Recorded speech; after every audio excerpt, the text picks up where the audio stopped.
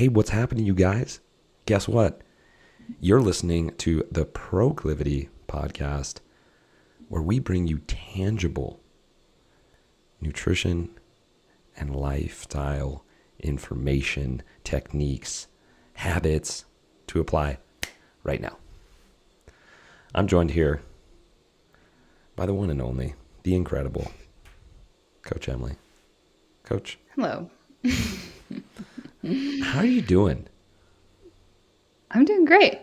The more important question, how are you doing, Joel? Okay, guys, if you're listening to this right now, it is rodeo season. And with rodeo season, I like to dance. I'm a dancer. I enjoy dancing. And so I like going swing dancing. And here's the thing. Guys, if you don't know how to swing dance, learn how to swing dance. If you want me to teach you, I'll come teach you. Particularly if you're a single male. Even if you're married, you want to just sweep your wife right off her feet, learn how to swing dance. It's not super hard. It's not incredibly complicated. Yet my point here is that I stay out until about 12, 1 o'clock, 2 o'clock in the morning, swing dancing. So I then am usually a little tired, yet I'm feeling great today. I'm feeling great. I was telling Emily that there was times in my mind where I was like, maybe this is it. Maybe it's time for me to leave this earth. Emily said no. So I said, all right, well, then I'll stay. You're getting back on track. We're doing good. Yeah, we are doing good. I want to let you guys know, just as a heads up, pine nuts are quite expensive to buy.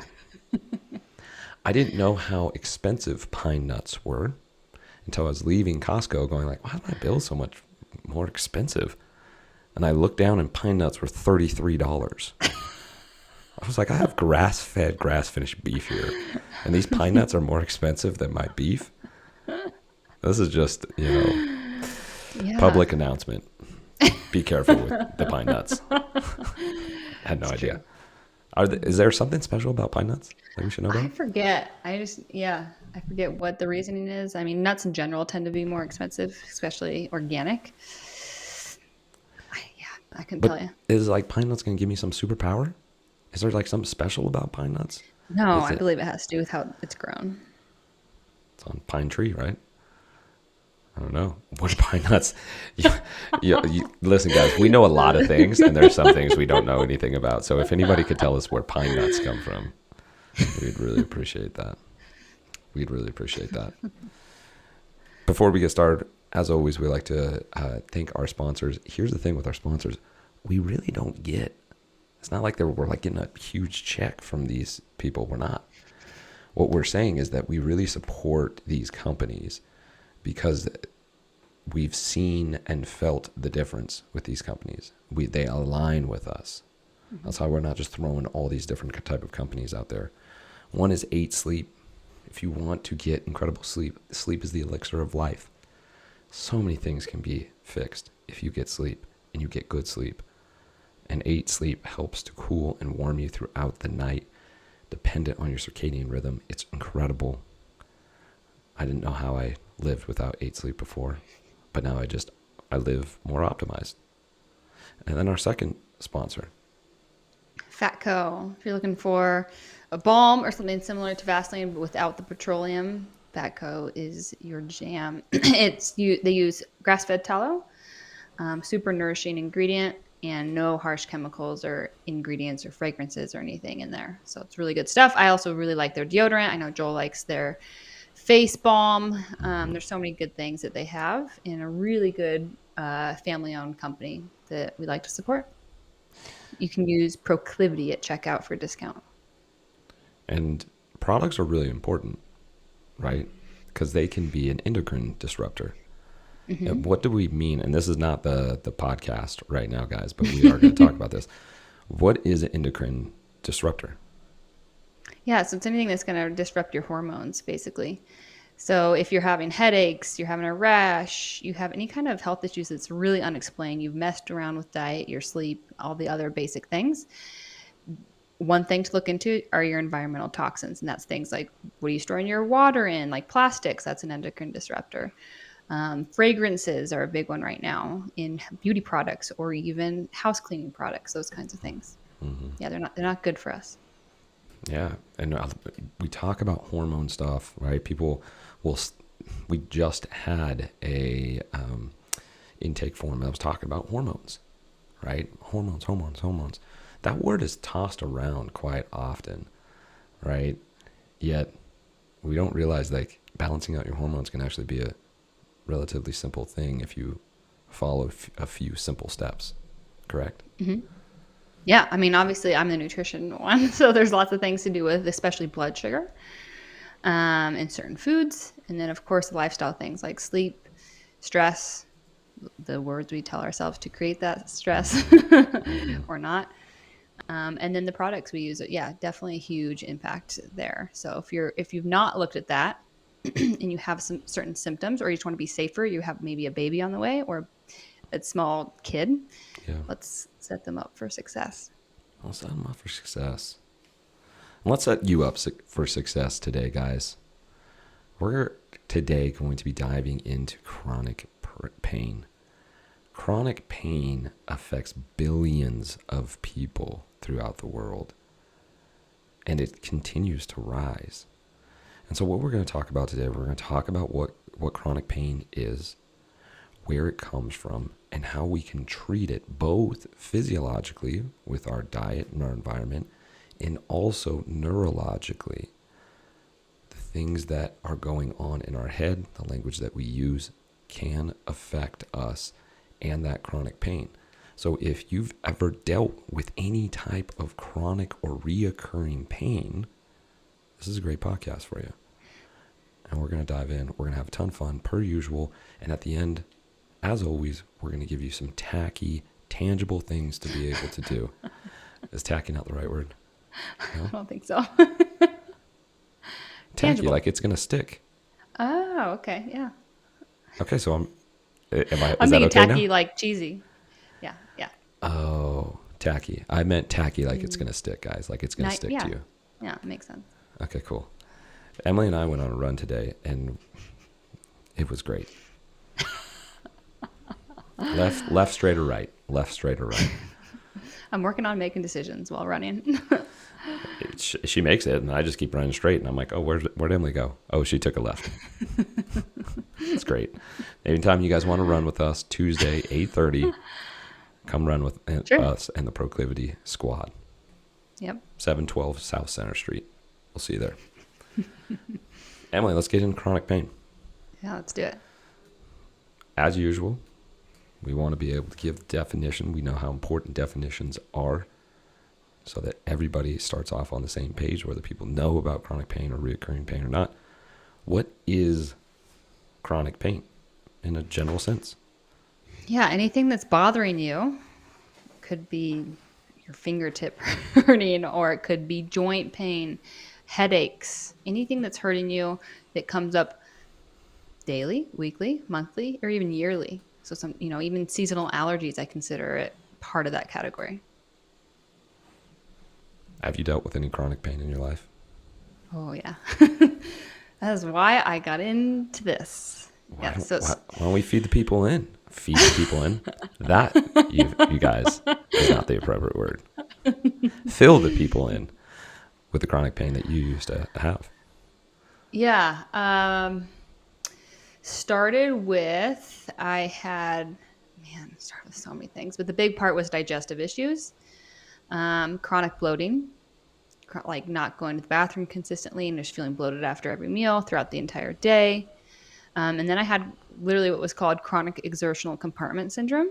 And that's where when you start to exercise in any form, even just walking or going up the stairs was the worst, my legs would burn. Like you'd been working in a workout for a long time and you were pushing it really hard. Like when when you're doing calf raises, it was like that on the fronts of my shins. I thought at one point it was shin splints.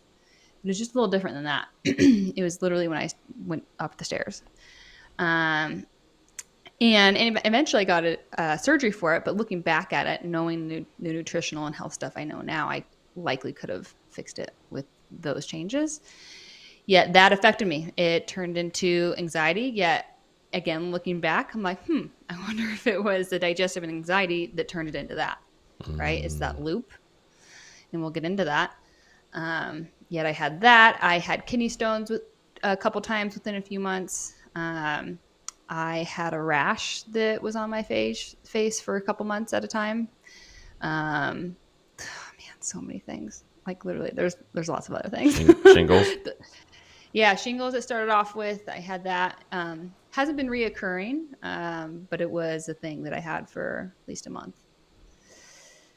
But yeah, it again looking back on it.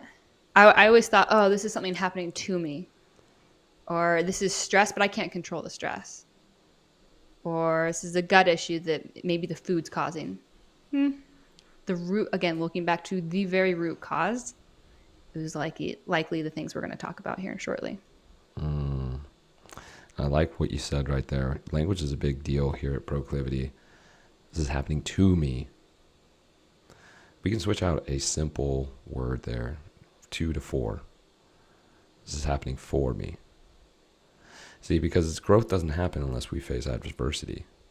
Mm-hmm. How are we when we face adversity? Did going through all of that make you stronger? Oh yeah, led me to what I do today. Do you love what you do? Yes. So, something that seemed so painful, so terrible, led to something that's very, very enjoyable. Yeah, it makes me appreciate life much more. Mm-hmm. And when we learn forced adversity, right, it just came upon us, right? And a lot of times we can trace back and be like, oh man, I really wasn't living the best life, or man, I was really caught up in my head. Yet when we go through these experiences where it feels like it's a little more pushed on us, a little more forced, so we didn't have the knowledge or so on and so forth, and we get through it and we see that we can be stronger from it, this is where we can start utilizing, and our buddy Jack Cernett is a great example of this, is strategic adversity. What's strategic adversity? It's being able to strategize the adversity that you actually put yourself into. Mm-hmm. Hey, I'm going to go run a 50K in ketosis. That's strategic adversity. I trained for it in ketosis. I knew it was going to be hard, yet I put myself in that position to be able to have adversity. And we also know that by getting through that adversity, we have this hormone that is built up and released called dopamine. Being able to get that dopamine creates this good feeling in your life. I was just listening to the Huberman podcast this morning, and he was talking about a study in which they put people into cold water. They tested their dopamine levels. And their dopamine levels, the longer they stayed in the water, increased all the way up to 250% above baseline. And here's the thing, that when they got out of the water, it didn't immediately drop back to baseline. It stayed up there, and it slowly came back down to baseline. This is why a lot of people will feel invigorated and great when they get through a really cold therapy like that.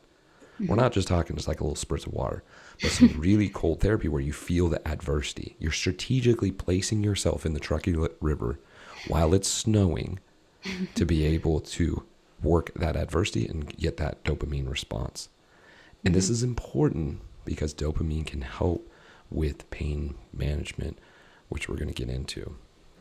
So we talked a little bit about your chronic pains, right, or reoccurring pains. What are the average or top hits that you know of when it comes to chronic or reoccurring pain? From my clients, from myself, digestive issues for sure, whether it be bloating, diarrhea, constipation, acid reflux, heartburn, all of those things. So digestive issues in general. Back pain's huge, whether it be a lot of lower back pain. And that all these come from different reasons, but TMJ or jaw pain. So if you're clenching your jaw, grinding, I also had that during pregnancy. Um, and then joint pain. So inflammation in general. Oh, my knees hurt. Oh, my hips hurt. My shoulder hurts. Those things flaring up every once in a while. It's not just a flare up because it's just flaring up, right? Right. There's a reason behind that. It's not just because, it could be an overuse injury, but usually there's other things involved as well. Yeah, totally. And I believe there are a lot of people, more people than the studies show, in chronic pain because they don't actually recognize it's chronic pain. And a perfect example is that I lived for 7 years, 6, 7 years, with digestive issues when it came to gluten. And I just kind of threw it to the wayside. I mean, I would have Yeah. diarrhea on the normal. It was not abnormal for me to have diarrhea 3 to 4 times a week. And like Normal. you said, it becomes your new normal. That's why people don't recognize it as a thing.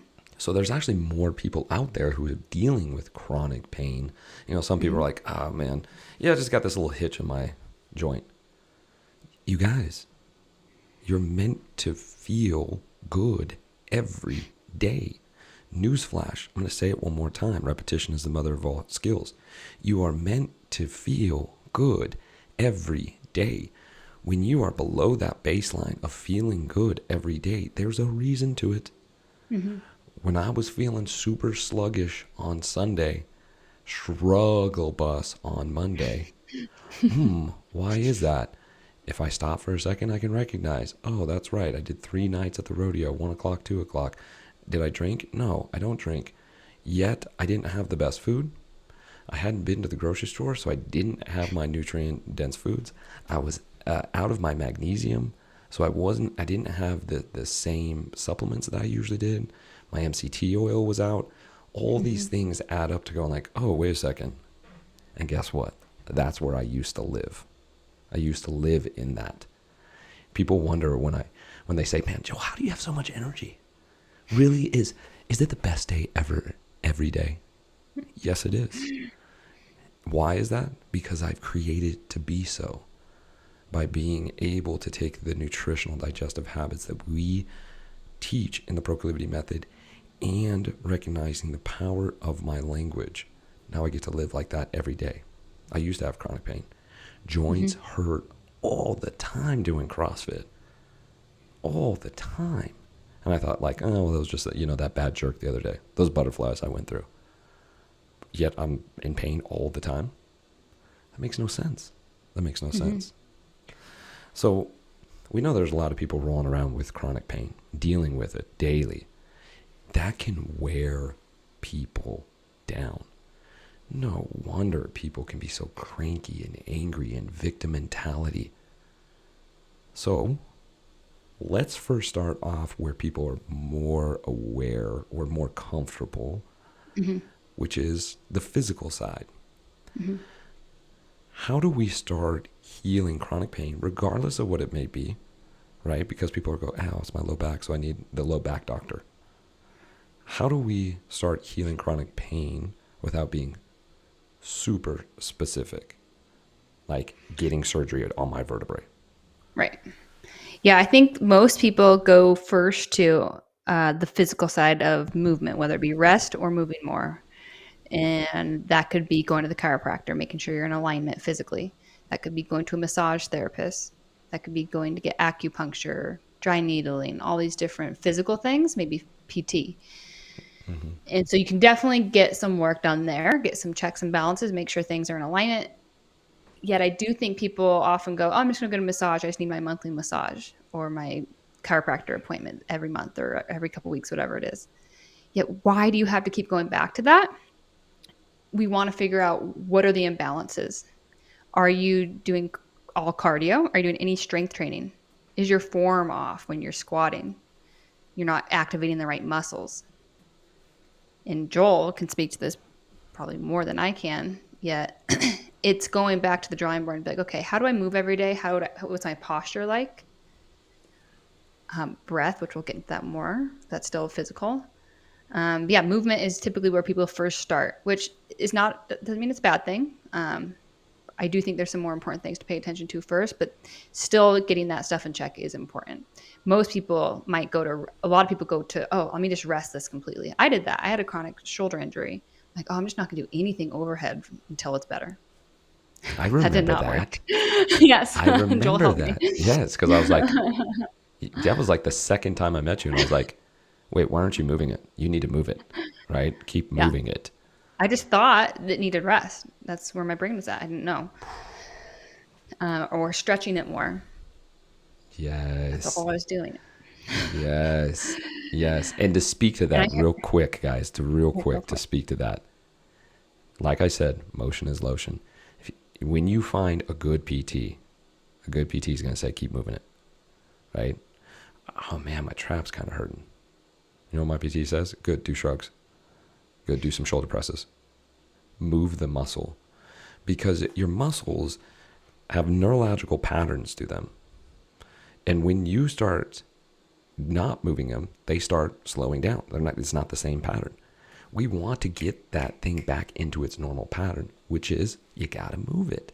So if it's your shoulder, move the thing, right? Mm-hmm. It also helps with lymphatic drainage. Mm-hmm. Lymphatic drainage is only going to happen when you move it, get massaged, or get electric stem. Like that's the only way you get the garbage out. And so we have to get the garbage out to be able to get the new blood in, to be able to continue to enrich that area with healing. So just make sure, and my scale that I always give people when it comes to pain, if it is 1 to 4, you're in a good zone. You can have some pain. It's totally cool. If you start getting 5 or higher, you start feeling searing pain, sharp pains, that's when it's time to back off. But you feel it and it's like, oh, that feels a little achy. People immediately think, oh my gosh, it's going to inflame and it's going to get worse. It's going to inflame and it's going to get worse. Yet there are so many studies now that are saying, don't take the Advil, right? The anti-inflammatory. Don't ice it.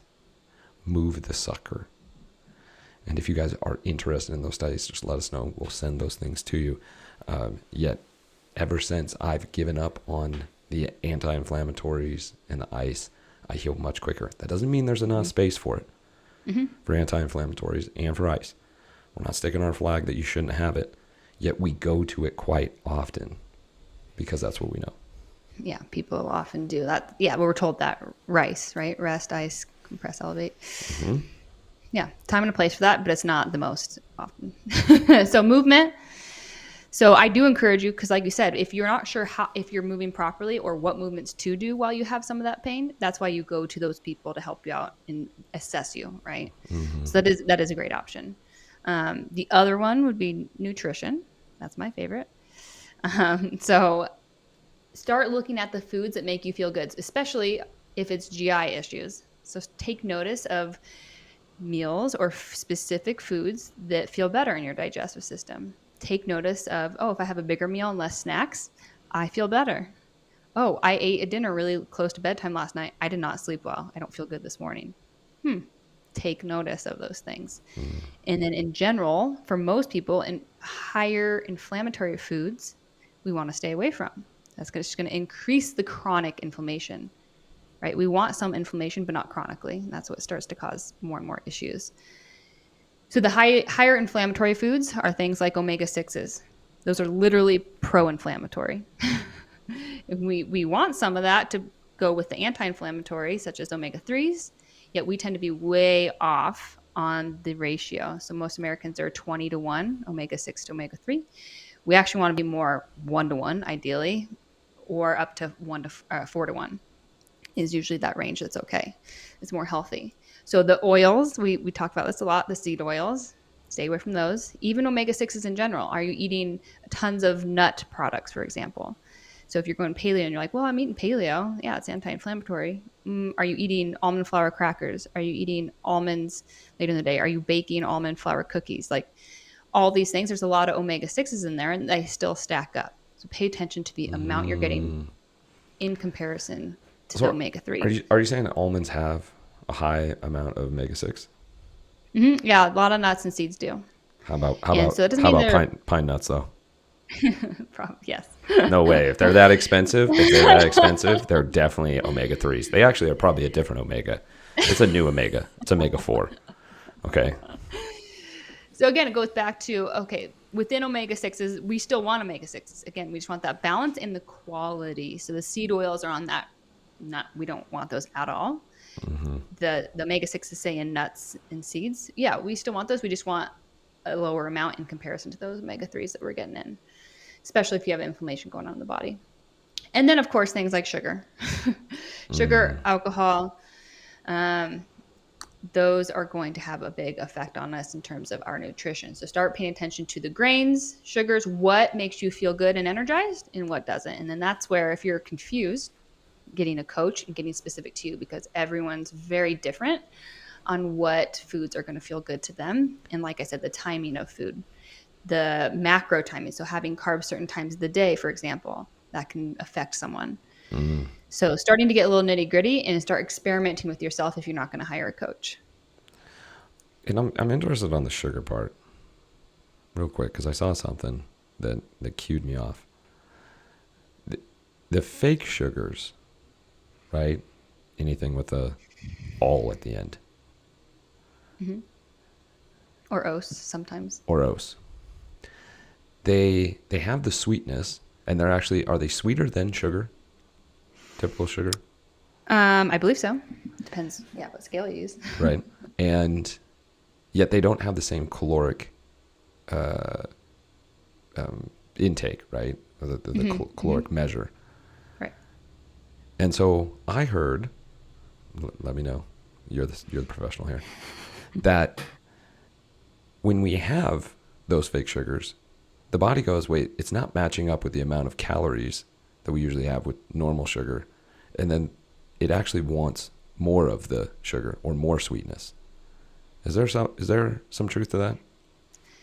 Yeah, it starts to get really tricky with the fake sugars. There's lots of contradictory research. So there are some studies that point towards, those fake sugars offset your microbiome, your gut microbiome, which then affect your brain, because a lot of your brain function depends on your gut health. There's also studies that it doesn't affect you. And the way I look at it is like probiotics. For some people, if you take a probiotic, it's not going to make a big difference. For some people, it's going to help. For some people, it's going to make it worse. Gotcha. So it depends where you're at. Like if someone is drinking multiple sodas every day, and their next step is to drink a diet soda, that might work for them to slowly wean off and help their body recover a little bit. Gotcha. Yet end goal, I don't recommend the fake sugars. Because there are some studies or people saying that it can still trigger somewhat of a blood glucose response. Obviously not as much as real sugar, but it can have trickery on the brain. And we know that sugar can inflame the gut, inflame the body. Highly addictive. Yeah, it's not natural. Again, I always go back to what's natural. I don't want something that's fake or made up. That's right. Like us here at Proclivity, we are not fake or made up. We are genuine. As you can tell. There's no hopefully. What are you talking about? We just did I don't know. Oh my goodness. Now you know how genuine we are because we're arguing on podcasts. That's great. That's great. So we have nutrition, what we're eating, the inflammatory response that can happen inside to out. We also know movement, being able to get that. We want our joints to be as mobile as possible. Spine, hips, shoulders, upper back, neck, jaw, all of it. So we want to stay in movement. A body that is in motion is a happy one. And that's why we encourage and we talk about here at Proclivity. We don't deem it exercise. We talk about movement. That could be playing with your kids. That could be going for a walk. That could be cycling. That could be doing CrossFit. That could be doing powerlifting. That could be doing bar. Any of those things. Yet we want to be able to manage to be able to move daily. So that might not fit into the normal Monday to Friday hitting the gym at 5:30 a.m. Right? Where it might be like, hey, I'm going to do an intense workout on Monday. So Tuesday, my movement's actually a 45-minute walk. And then Wednesday is actually going to be more of an aerobic base, zone 2. Then Thursday, I'm going to have a strength session. And then Friday, I'm going to do a strength session. And then Saturday, I'm going to play with my kids. And then Sunday, I'm going to do another strength session. Mm-hmm. That looks highly different. Yet, I digress. Movement is important. Yeah. Nutrition is important. Are there any specific remedies that we can suggest when it comes to chronic pain that can help people? Yeah, again, this one is a little tough because it's person dependent and what works for you. Again, things like dry brushing, to speak to what you're talking about, getting the lymphatic system to flow better. You can go as far as some people do colonic, so they they remove everything from their large intestine. Mm-hmm. There's so many different things. Physically, taking a bath, or like you mentioned, heat, going to that chiropractor or the acupuncturist or dry needling. Those are the things that I think about for you to experiment with and see if it helps you. Is there anything that you like specifically, Joel? Walking in the sun. Mm-hmm. Walking in the sun. It is my go-to first thing in the morning, midday, and the evening. I challenge you, if you're dealing with any type of chronic pain, GI, shoulder, hip, back, anything. 1, get 8 hours of sleep. 2, get up with the sun. 10 minutes of walking in the sun. If you can, get your chest exposed to the sun, early morning sun. Eyeballs for sure, not staring at the sun, literally just walking around. Mm-hmm. Then midday, same thing. If you can, get your shirt off, shorter walk, right? Midday, and then evening. Why? Because it's going to set your circadian rhythm. Your body recovers most when it sleeps. When you're in a good circadian rhythm, you're going to get good REM and deep sleep. Mm-hmm. Your body is going to heal quicker and faster when you're in a good circadian rhythm. Newsflash, why is Joel feeling all funky? Circadian rhythm's way off. Going to bed at 2 when you're usually going to bed at 9:30 means that my REM, and I've tracked it, my REM and my deep sleep are wonky because your circadian rhythm goes in about 90-minute cycles. And so when you cut that sucker off, you're now cutting off full sections of recovery. So that is one, is getting sun, getting grounded, so my feet into the grass or the earth. And also cold therapy. Man, cold therapy makes me feel incredible. Incredible. So those are mine. I like that you mentioned those. Yeah, to me, those are obvious ones. Yet I have to remember, not everyone remembers those things. Sleep, most important. Hydration, right? Those are all the things that are going to help us start to heal better. So, yeah. So we have the physical side, and we work that side here at Proclivity. It's important. We do the simple things, we teach you the simple techniques, and then we help you integrate it. Yet there's also a psychological side. Tell me, how did you feel when you were going through all that? Yeah, like I mentioned, I started to get little mini anxiety attacks, like in the shower, in the car, when I had time to myself. My breath started to get real wacky, started almost hyperventilating at times.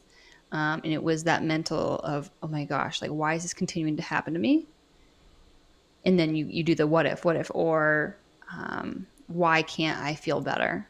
I started resenting people. I'd go to the gym, and this is when I had my chronic leg pain, and I couldn't do any of that stuff. And I'd look at other people, I'm like, man, they have no idea how good they have it. And they're complaining about X, Y, Z, right? That's right. And I can't even do that. And because my workout was a big stress reliever for me, as it is for many. Mm-hmm. And then that just perpetuated all the gut issues and other issues. Because as we know, when you have those things going on in your head, the language you're speaking is pointing a certain direction, or you're creating that fight or flight response, you're not breathing well, then that creates more gut issues and more inflammation. Your body's more stressed. It's less likely to heal. So it was a vicious cycle. Yet once I started to learn, my family forced me to go see a therapist. to deal with my emotions rather than just bottling them up. I started to learn about the parasympathetic and the sympathetic system, the nervous system, and to breathe and to relax and to not have my shoulders up here or hold in my stomach all the time, to slow down while I was eating. All these things helped me to realize, oh, it's this whole system. It's not just the food. I thought for so long, oh, let me test that out. Is this food what's causing my issue with my bloating or gut issues? It wasn't just the food. Maybe that's exacerbating it, but where's that root cause? And it often came from how I was mentally Right. throughout my day. Right. Right. And that response, right? For those who don't know the sympathetic and parasympathetic response, how does the sympathetic and parasympathetic response connect to pain and inflammation?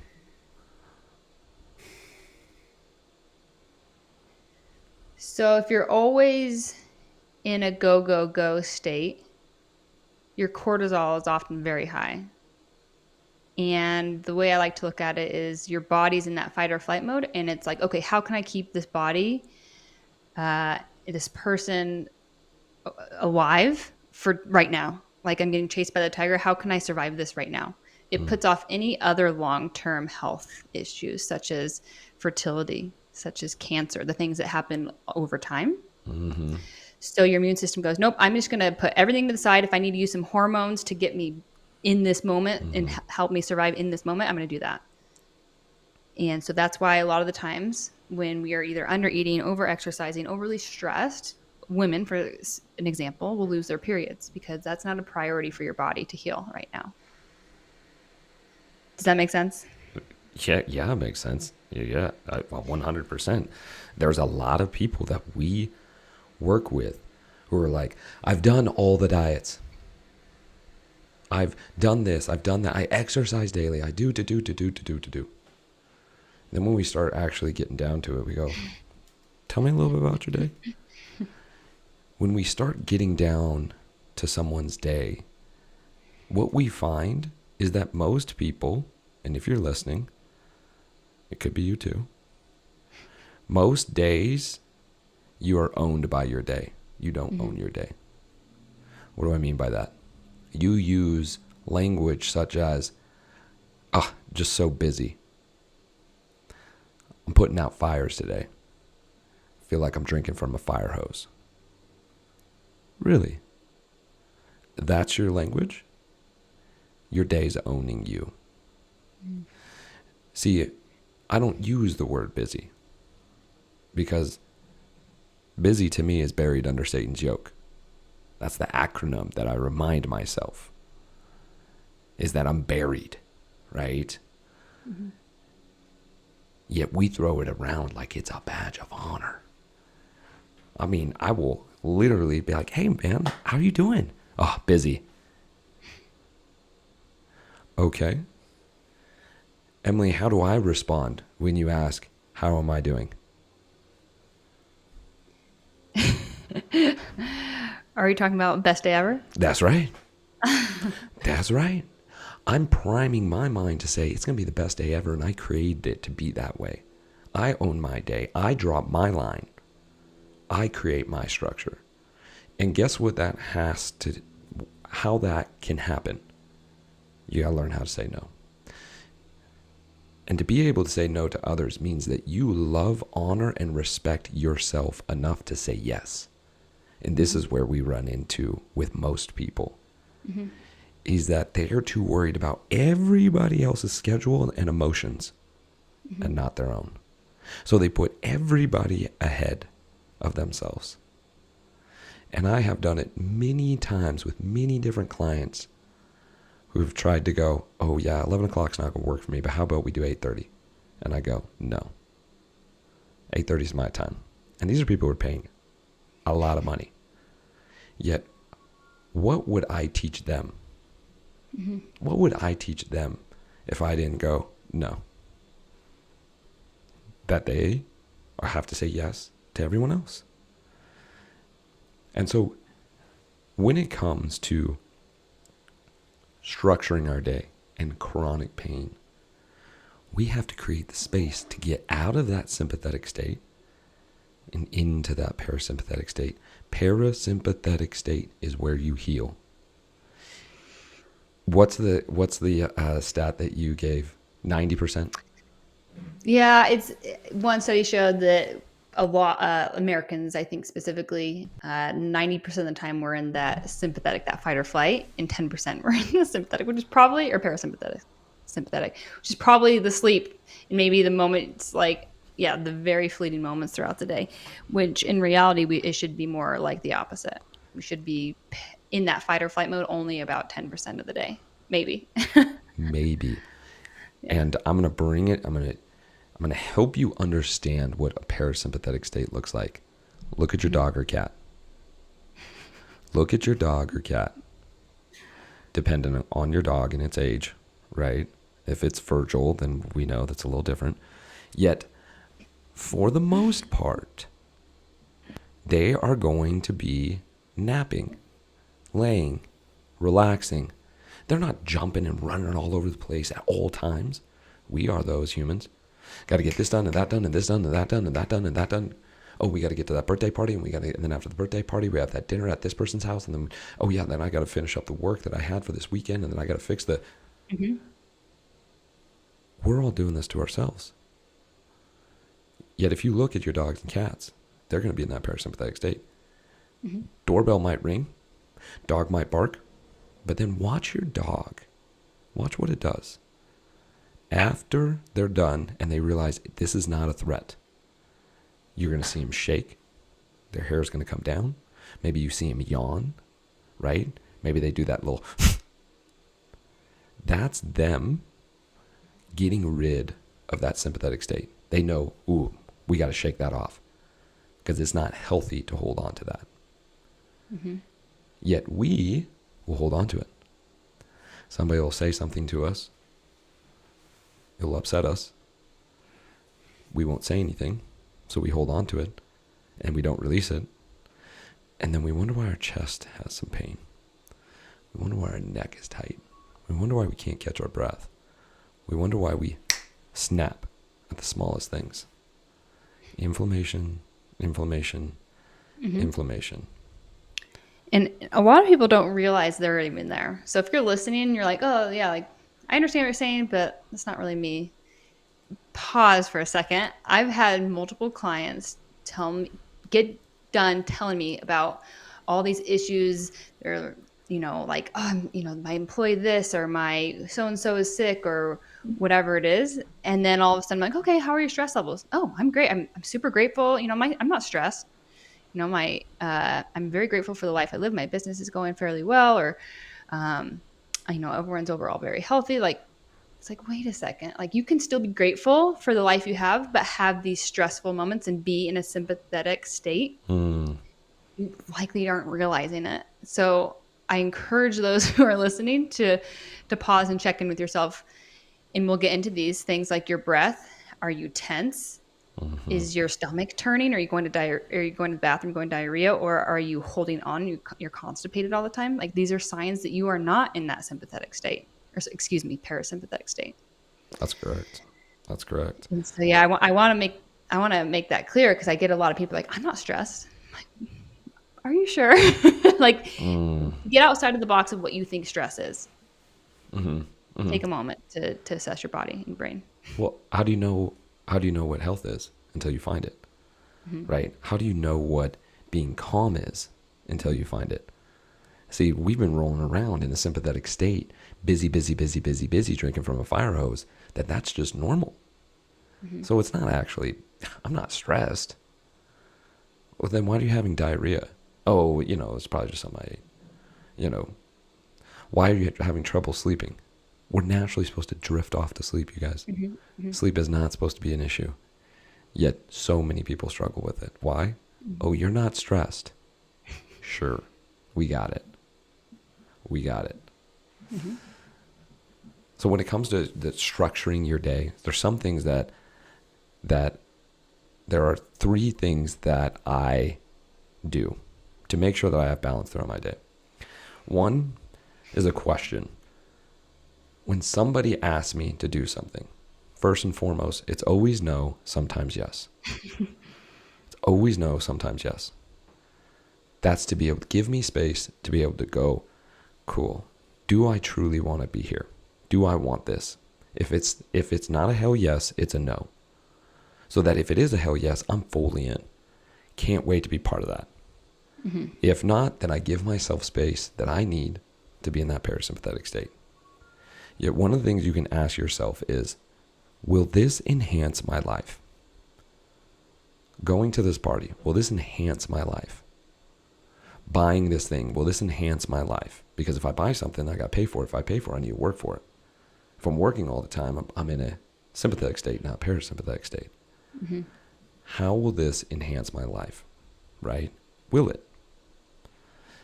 The next thought, I ruthlessly eliminate hurry and busyness in my life. There's a reason that there's the ruthless there. Like you're on the battlefield, Braveheart edition, just chopping off legs, cutting off heads to protect your schedule. I ruthlessly eliminate it. No comes down hard and fast because you're worth it. Yet if you don't think you're worth it, you feel like you have to answer to everyone else, then you're going to get yourself into a state where we help to get people out of, which is called the victim mentality. The victim mentality. Yikes. And the last part, kill distractions at all costs. At all costs. Here's one. I'm not calling anyone out other than majority of people. Show me your tabs at the bottom of your computer. Is there 5,472 emails that are sitting there? Take a look at your desktop. Do you have 422 folders? You can't even see the backdrop because there's so many folders or things that are put on there. When you are working on something, do you have 16 tabs open? The reason I say this is because that's where I used to be. That visualization just alone is going to drive you bananas. You may not think so. You may think you need to be the one with 3 screens. No, you don't. Newsflash, there's no such thing as multitasking. Not even computers multitask. They move from 1 to 0 quickly, but they're either on or off. They're binary, and so are we. You can't truly brush your teeth and clean the dishes at the same time. What I mean by that is you're not brushing your teeth as well, or there's moments where you're stopping. You don't know it because you're actually cleaning. And then there's times that you're not cleaning because you're focusing on brushing your teeth. It's how it works, folks. So recognizing to kill those distractions to create the space. Again, we want to create space here. Do you agree? I agree. Again, for me, I'm still working on those things, and it came from a place of, oh no, I'm fine. That's not an issue. It's like, oh wait, the way you put it, it's like, oh, are these the subconscious things that are like, oh my gosh, I see all these tabs, and I didn't realize it is part of the problem. Again, it goes back to experiment, people. Reevaluate. Experiment. And you guys might be thinking like, what? How is this going to help me with chronic pain? We're teaching you how to get from an inflamed state to a very calm, balanced state. Your back pain will go away. I've done it with so many different people. Like, oh man, I've had this back pain for 15 years. Cool. How's your day? It's chaotic, busy, out of control. Oh, okay. Do you have any stories in your life that you still hold on to? Oh man, I absolutely hate my mom. Oh, still to this day, huh? Yep. Cool. Why don't we unwind that story? Why don't we let that go? Why don't we change jobs? Why don't we ask for forgiveness? Give forgiveness. Then all of a sudden, what happens? Oh, no more back pain. No more hip pain. Release. You guys might be thinking like, this is woo-woo crazy stuff. Sure. You could call it woo-woo and keep having a back that hurts. Or you could start getting your structure together, getting your language together, getting your stories together, and start releasing that, because a lot of stored up trauma will be in your low back and hips. That's why there's so many low back doctors out there. people trying to help you out. Yet release the trauma, release the pain. Mm-hmm. So that's one part, right? On the psychological side, if we have more space, wait a second, we feel more calm, we sleep better, we recover better, we feel better throughout the day. Yet we have something that we constantly do. There's two things we do more than anything else, people. Breathe and our dialogue. Two things you do more than anything. And there's the two things that most of us don't even focus on. We're just out there just absolutely bashing ourselves with our language, and our breath is way up in our chest. And we wonder why we have sleep apnea. We wonder why we're stressed out and we have headaches. Our neck hurts, our shoulders hurt, because we're breathing with our mouth open, which is up in our chest, and we're using all those muscles. And we're only meant to breathe through our mouth when we are in an elevated state. I got to get away from that tiger. So when we're doing that all the time, whoa, it's dangerous. And so I want you to do something for me. If you're listening right now, I want you to say this out loud. How am I ever going to get over this? Go ahead. Maybe you did it, maybe you didn't. Yet, how does that make you feel? How am I ever going to get over this? People say this quite often. How am I ever going to get over this breakup? How am I ever going to get over getting fired? How am I ever going to get over this sickness, this cold, this injury, this pain? How am I ever? Ever is going to bring you right into a sympathetic state. You're going to narrow in. You're going to create this wall. It's going to seem impossible, ever. Why don't we take that word out? What if we took ever out? Then what would it sound like? How am I going to get over this? Say that. Does that create a different feeling? Wait a second. The mind immediately goes from, there's nothing we can do, I'm a victim, to, how am I going to get over this? How am I going to fix my back pain? How am I going to eat healthier? How am I going to heal from this broken heart? What is in my control? What is in my control? We go from disempowered to empowered, just like that. And if we wanted to power it up even more, we can go, how will I get through this? Wait a second, will? That means it's gonna happen. And now I'm thinking, I'm through it. There's a big difference here, folks, from how am I ever going to get over this to how will I get through this? We talked about strategic adversity. This is it. How do I get through this?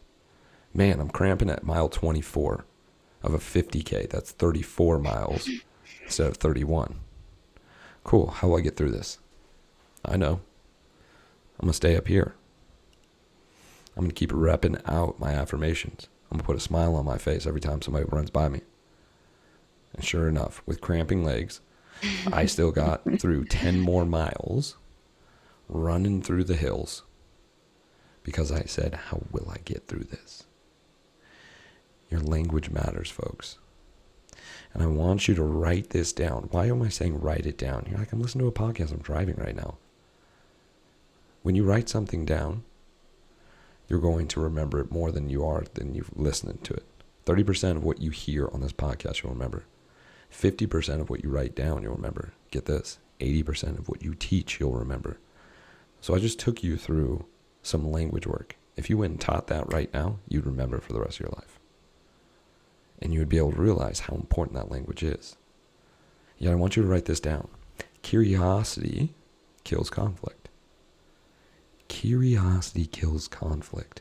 We are so quick to get into conflict with ourselves, which is going to upregulate us, put in a sympathetic state. Then we're going to be looking to get rid of that sympathetic state. So we start actually looking to other people and blaming other people.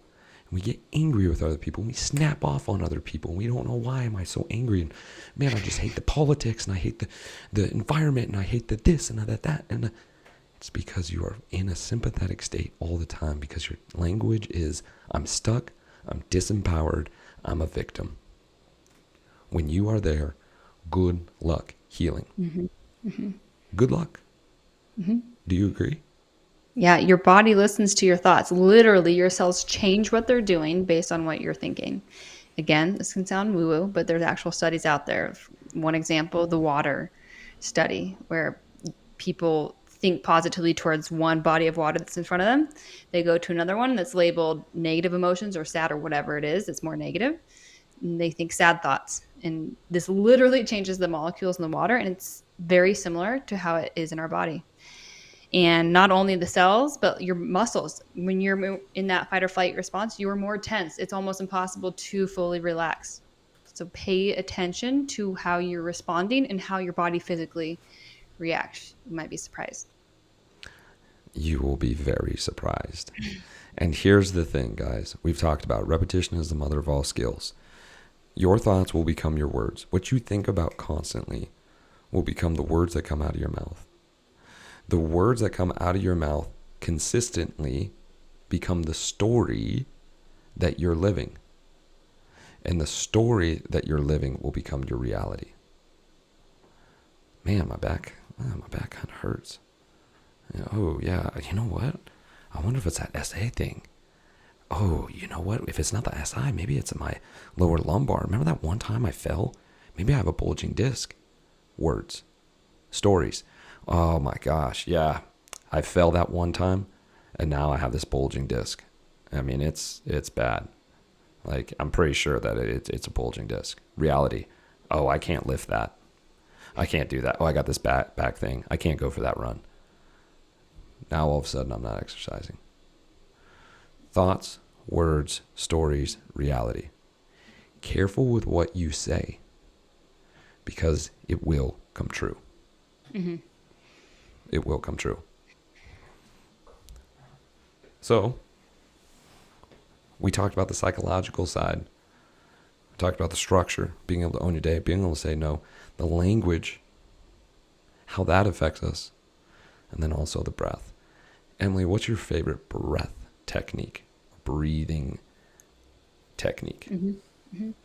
I like to practice. There's two things throughout the day, 2 minutes of nasal breathing. Nasal breathing is my go-to because that really helps me slow down my breath for me. So while I'm listening to a song, while I'm driving in the car, I'm doing dishes. That's where I sometimes find myself too much in my head and my thoughts and not enough feeling in my body. And I notice that tenseness. So the nasal breathing is a big one for me. I also like to utilize the 4-7-8. So 4 counts in, hold for 7 at the counts at the top. So holding your breath, and then 8 slow counts out. Do that 3 to 6 times, and you'll take notice that your sympathetic or your nervous system is resetting itself, and you feel much better. So simple things. Those are go-tos for any time you feel a heightened response or in a heightened state or any kind of stress. Try it out. And that could be chronic pain. You're feeling that pain, start breathing it out. You're feeling stressed out from the day. If you don't manage it then, you're going to feel that chronic pain later. If you're in a argument with someone, you want to control the argument, here's how you win every time, guys and girls. Breathe. Your partner will mimic your breath, whether they know it or not.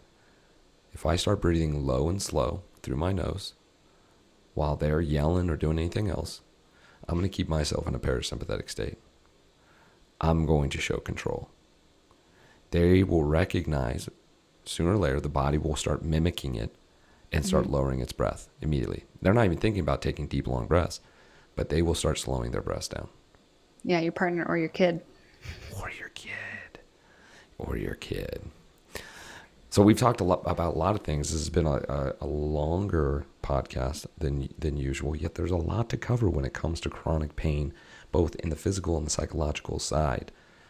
So what can we leave our listeners with on our top 3 ways for healing chronic pain?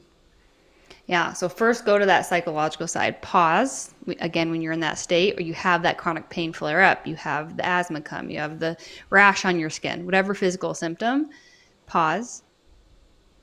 Can you breathe? Like we just talked about, utilize one of those breathing methods to first just get yourself back into that parasympathetic state. And then start checking in with yourself. Am I over exercising? Am I reacting to the news poorly? Am I stressing out over things that are out of my control? Am I being a victim? So, one, what is my language like? How am I reacting?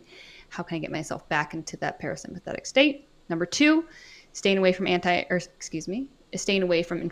foods. Again, minimizing sugar and refined foods and oils. Those are the top. And then number three, moving your body daily. That might look like a 10-minute walk. That might look like some strength sessions. We find a lot of people focus too much on the cardio, which is a lot of repetitive motion, which could be getting your body into that chronic pain state as well. So getting some strength in, building up the muscles in all areas of your body, and moving your body in the right way and making sure you have that technique. Could be, again, your running stance could be off. If you're doing a basic air squat, you could need just a little bit of adjustment there. Have someone take a look at it for you. It can make a big difference.